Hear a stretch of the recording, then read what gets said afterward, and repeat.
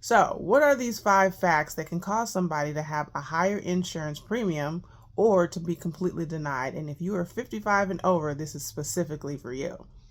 Well, the first one is going to be this. If you're dealing with a serious health condition like cancer, dialysis, maybe you're even on oxygen, those can be health conditions that certain carriers will absolutely just say this person is denied. And this is one of the biggest reasons that as a life insurance agent, we have to ask you certain questions so that we can narrow down the right carriers for you to be working with. Now, I'm a broker, and what that means is that I work with several carriers, so I'm able to shop around to find out which policies you may qualify for, in addition to making sure that it's something that you can afford every month. It does us no good, and it definitely does you or your family no good if we get you a policy that you can only afford for a couple of months and then you have to drop it. Well, now you're right back in the same situation and your family is still left unprotected. So the second fact that can get you denied or cause your premium to go up is going to be this. Oddly enough, it's actually your age.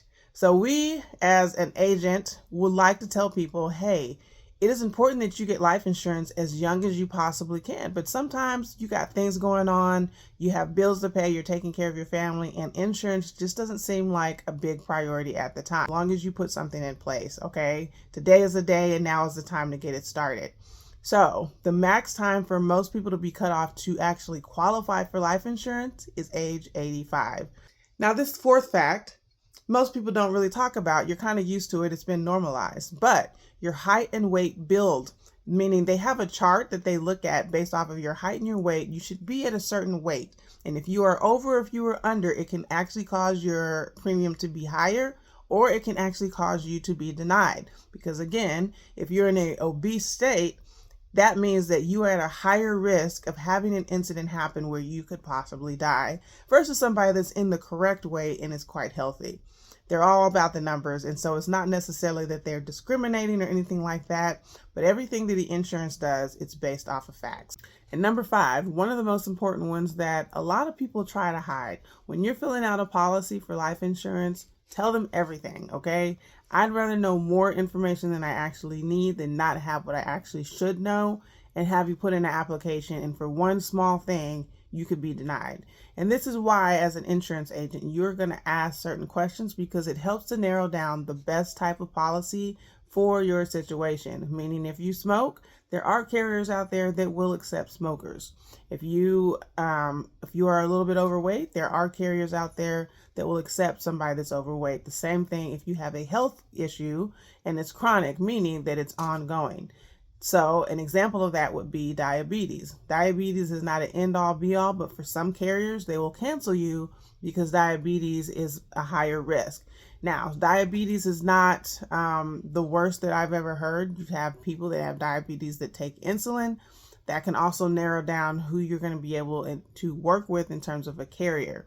Again, this is why as an agent, we have to ask you questions so that we are aware of the best policy to put you on. And that saves us time, that saves you time, and it makes sure that we get you in with the right people and we're not filling it out application after application. So some of the incidents that can cause a person to have a higher rate or to be denied, either or both: somebody that's on dialysis, somebody that takes oxygen, somebody that's had a recent incident where they've had to be hospitalized for more than 2 or 3 days.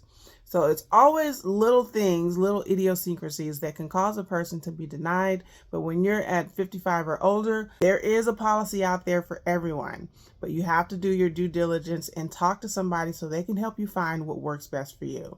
And that's why I say, if you know this is you, please don't be scared to jump on a call. The goal is to make sure that we help you to change your situation so that when you pass, your family has the coverage they need to stay in their home and not worry about where the money is going to come from in order to pay for a funeral. God knows nobody wants to do a GoFundMe page because you have to go public and say, we don't have money to pay for this. But if you've done your due diligence, you can at least say, I've done my best. Now look, it may not be everything that you want, but it will help give you a good start for your family. So coming up with less than, let's say if you have a burial where it's $10,000, if you've got a $5,000 policy, that's $5,000 that they have to come up with. They're not starting at zero. And that's why we say some people want to get a policy that's like $20,000, which is okay if you can afford it. But if you're on a fixed income, our goal is to work with you and make sure that you have something that is affordable and comfortable for you every month. Otherwise, you're just throwing money out the window if you can only afford it for a couple of months and then you got to let it go. So listen, if you'd like one of my guides, it's called a Family Protection Plan. And what it does is it asks you a certain amount of questions. And when you answer it, I will be able to tell you what's the type of policy that's going to work best for your situation. It's going to take you less than a minute to fill this out, and then I'll be able to get back with you. So if you found value in this video, please like, subscribe, and share, and I'll see you in my next video.